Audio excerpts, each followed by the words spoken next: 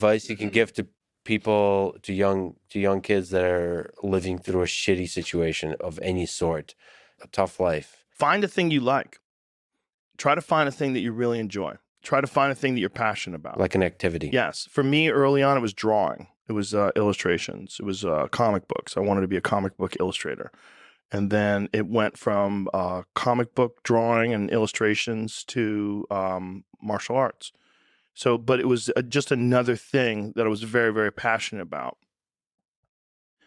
And that was my vehicle out of my dilemma. That was my vehicle out of my own anxiety and trauma and my own issues and insecurities. And find something.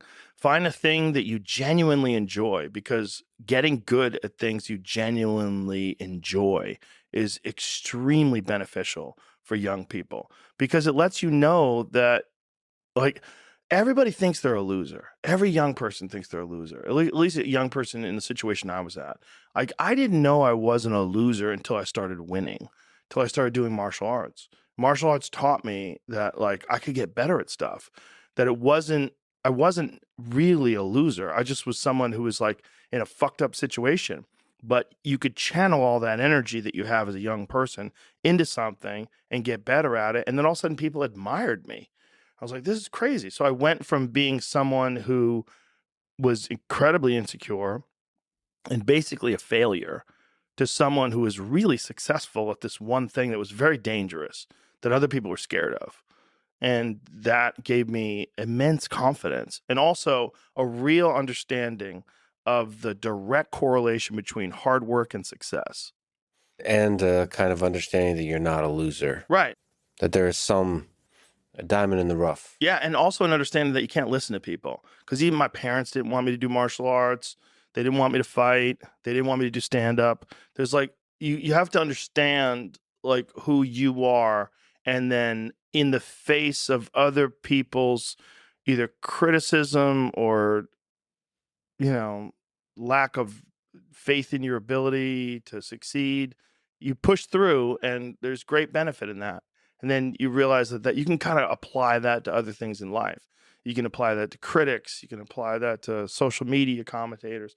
You can apply that to a lot of things. Okay, what about young people in their 50s? Can you give advice to, like, imagine you're sitting back, probably still here in Texas, in your 90s, looking back. What advice would that guy give to you today?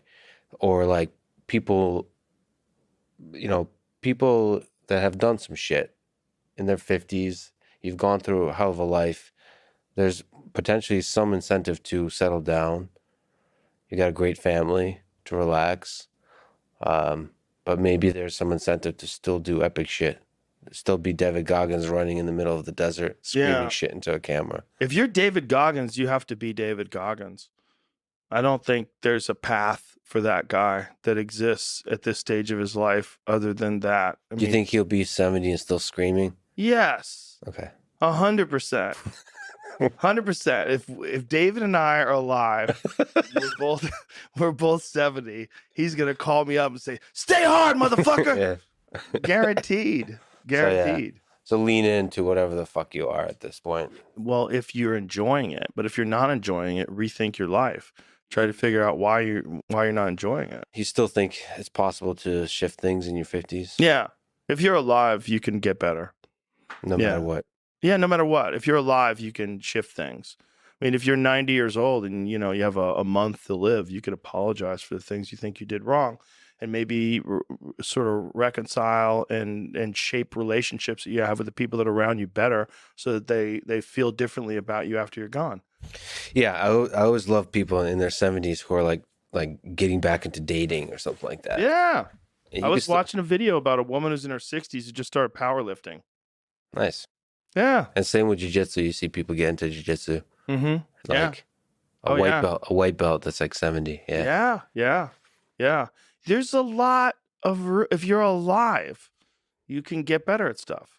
And I don't think people are happy if they don't have puzzles and complex tasks and things that are interesting to them, whether it's an art project or whether it's learning something completely new like stand-up comedy.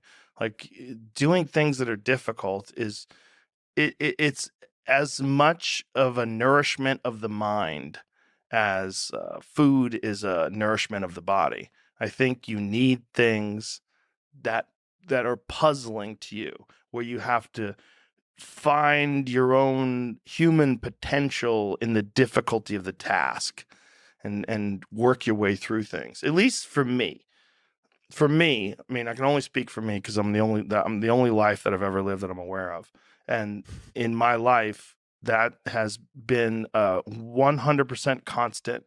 I am a very happy person, and I have never had a moment where I'm not doing difficult shit. Yeah. Ever. What matters most is how well you walk through the fires. You just keep starting fires for yourself to walk through. Well, they don't necessarily have to be fires, right? Because fires are like kind of out of control. Lukewarm Tasks. surfaces. Tasks. Give yourself something, an arduous, Yeah. difficult task where you're challenged mentally and challenged physically. One of the great things about being challenged physically is it's also mental. The people that don't understand that have never really been challenged physically.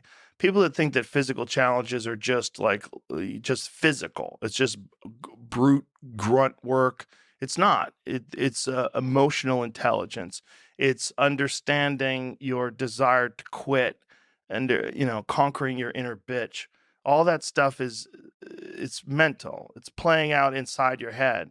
And there's a mental strength that you acquire from that you can apply to intellectual pursuits. And the people that don't think that are the people that haven't attempted them. And there's an arrogance to people that only pursue intellectual exercises, only pursue intellectual things, and don't pursue anything physical. That the physical stuff is base, it's grunt work, it's primal, it's not necessary. I don't think that's accurate. I don't think that I mean, obviously there's people like Stephen Hawking who have no opportunity to do anything physical, right?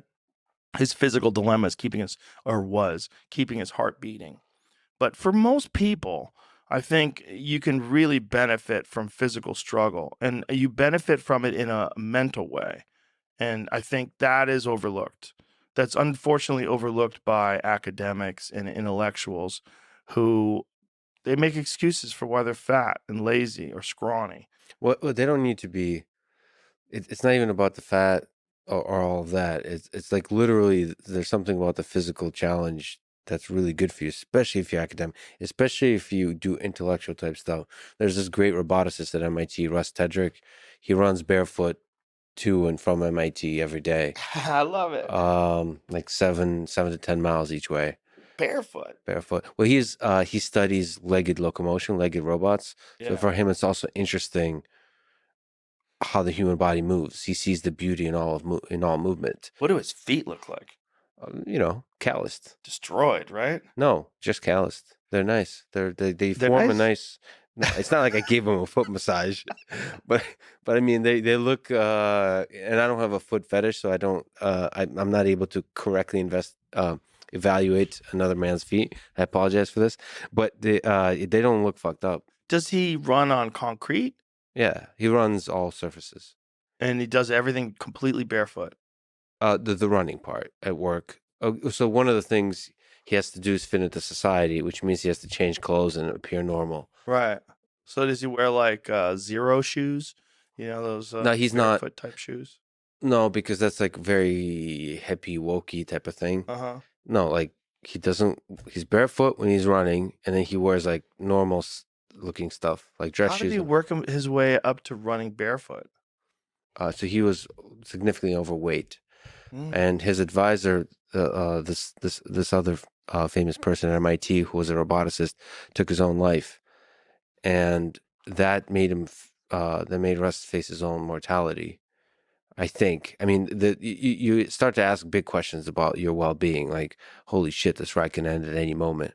Yeah. And so he started taking his sort of physical well-being seriously. But as a result of that, not did he become like shredded, but he's also discovered the intellectual value, the humbling value of physical exercise. Mm.